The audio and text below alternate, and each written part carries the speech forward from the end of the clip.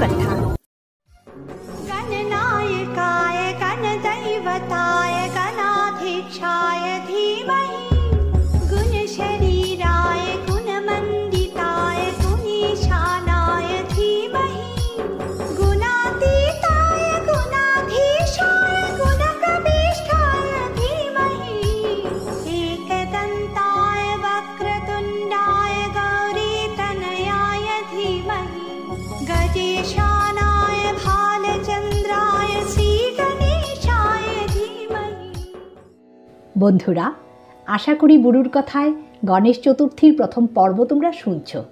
আজকের পর্বের আলোচ্য বিষয় গণেশ চতুর্থীতে কেন চাঁদ দেখা বারণ, কোন কোন ফুলে গণেশ ঠাকুরকে তুষ্ট করা যায়, এতে ভক্তরা কী ফল লাভ করতে পারে। তার আগে চট কইরা বুড়ুর কথার চ্যানেলটিরে সাবস্ক্রাইব করে নাও, পাশে বেল আইকনটি ক্লিক করতে ভুলো না কিন্তু। শিব পার্বতী পুত্র গণেশের জন্ম হয়েছিল ভাদ্র মাসের শুক্লপক্ষের চতুর্থী তিথির মধ্যাহ্নকালে। বিঘ্নহর্তা গণেশের জন্মতিথিরে আমরা প্রতি বছর সবাই মিল্লা পালন করি। শাস্ত্রমতে গণেশ চতুর্থীতে নষ্টচন্দ্র দর্শন নিষিদ্ধ। মনে করা হয় এই দিন চাঁদ দর্শন করলে গণপতি ক্ষুব্ধ হন। কিন্তু কেন গণপতির সঙ্গে চাঁদের বৈরিতা? তার আগে জানতে হইব নষ্টচন্দ্র কি। ভাদ্র মাসের দুই পক্ষের চতুর্থী তিথিতে ওঠা চন্দ্ররে পুরাণে নষ্টচন্দ্র কয়। শাস্ত্রমতে সূর্য যখন সিংহ রাশিতে থাকে তখন উভয় পক্ষের চতুর্থীতে চাঁদের দিকে তাকানো নিষেধ। এর পেছনে একটা পৌরাণিক কাহিনীও আছে। একবার গণেশ চতুর্থীতে প্রতি বাড়িতে মোদক খাইয়া ইঁদুরের পিঠে চাইপা কৈলাসে ফেরার পথে গণেশের সামনে একটা সাপ পড়ে। সাপটারে দেখা গণেশের বাহন ইঁদুর ভয়ে কাঁপতে থাকলে গনু বাবা ইঁদুরের পিঠ থেকে নিচে পইরা যান। এতে গণেশের পেট ফাইটটা সমস্ত মোদক বাইরে পড়ে। গণেশ আবার মোদকগুলিরে পেটের মধ্যে ঢুকাইয়া ওই সাপটা দিয়া পেটটারে বাইন্ধা নেয়। এই দৃশ্য দেখা চন্দ্র নিজ রূপের দম্ভে গণেশের গজরূপরে উপহাস করিয়া হাসতে থাকেন।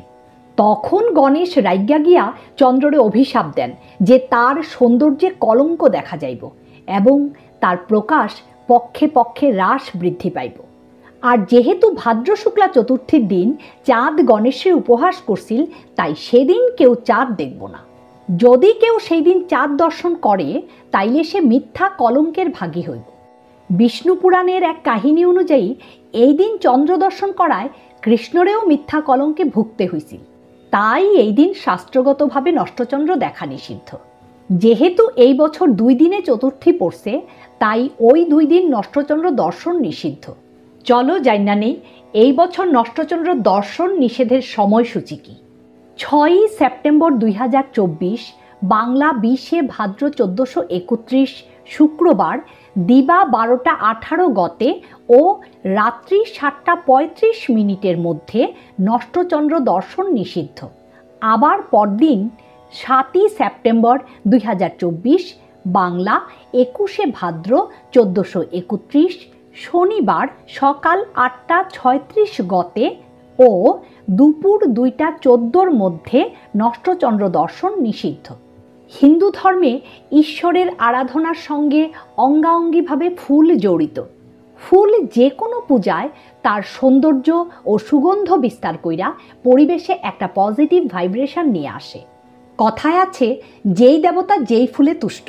তা গণপতি বাপ্পা কোন ফুলে তুষ্ট? চলো জাইনা নেই। লাল জবা গণেশের অত্যন্ত প্রিয় ফুল। এই ফুল মঙ্গল ও চন্দ্রের প্রতীক। তাই লাল জবা নিবেদন করলে তিনি সমৃদ্ধি দান করেন ও শত্রু নাশ করেন। গোকর্ণ বা নীল অপরাজিতা শনি ঠাকুরের পাশাপাশি নীল অপরাজিতা ফুল সিদ্ধিদাতা গণেশেরও অত্যন্ত প্রিয়। এই ফুল দিয়া পূজা করলে বারবার বিয়েতে বাধা পড়লে তা কাইট্টা যায়।